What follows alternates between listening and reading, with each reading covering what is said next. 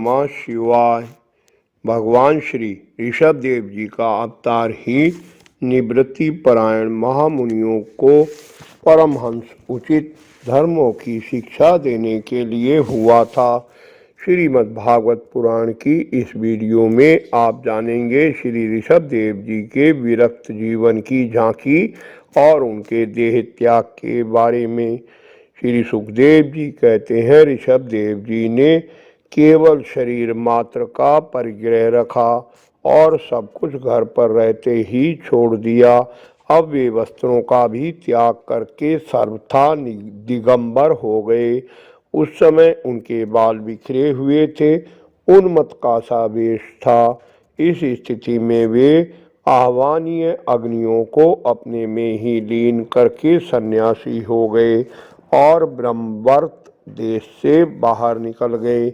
वे किसी भी रास्ते से निकलते तो दुष्ट और मूर्ख लोग उनके पीछे हो जाते और उन्हें तंग करते। कोई धमकी देते, कोई मारते, कोई पेशाब कर देते, कोई थूक देते, कोई डेला मार दे, कोई डेला मारते, कोई विष्ठा और धूल फेंकते और कोई अधोवायु छोड़ते और कोई खोटी खरी सुनाकर उनका तिरस्कार करते, किंतु वे इन सब बातों पर जरा भी ध्यान नहीं देते। इसका कारण यह था कि ब्रह्म से सत्य कहे जाने वाले इस मिथ्या शरीर में उनकी अहंता ममता तनिक भी नहीं थी। वे कार्य कारण रूप संपूर्ण प्रपंचों के साक्षी होकर अपने परमात्म स्वरूप में ही स्थित थे। इसलिए अखंड चित्तवृत्ति से अकेले ही पृथ्वी पर विचरते रहते थे। जब भगवान ऋषभदेव ने देखा कि यह जनता योग साधन में विघ्न रूप है और इससे बचने का उपाय विवश वृत्ति से रहना ही है, तब उन्होंने अजगर वृत्ति धारण कर ली। वे लेटे लेटे ही खाने पीने, चबाने और मल मूत्र त्याग करने लगे। वे अपने त्यागे हुए मल में लोट लोट कर शरीर को उससे सान लेते थे।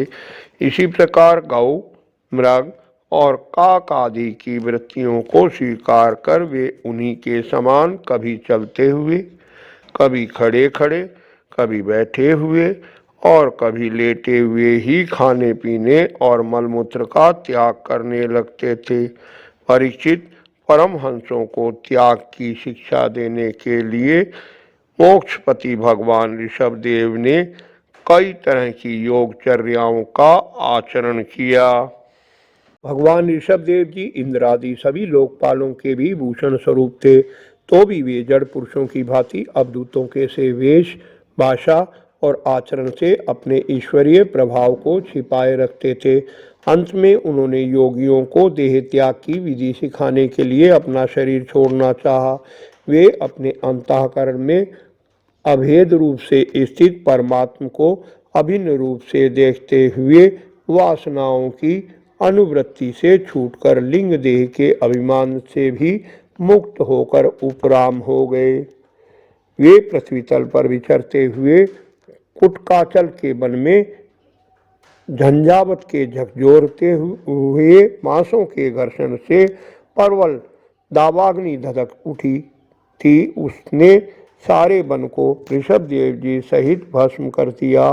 बोलो श्री कृष्ण भगवान की जय। अगली वीडियो में देखिए भगवान ऋषभदेव जी के ज्येष्ठ पुत्र भरत जी का चरित्र। आशा है वीडियो आपको पसंद आई होगी। लाइक कर उत्साहवर्धन करें, इस मित्रों से शेयर कर धर्म के भागी बने। निरंतर जुड़े रहने के लिए चैनल को सब्सक्राइब अवश्य कर लें। धन्यवाद। आपका कल्याण हो।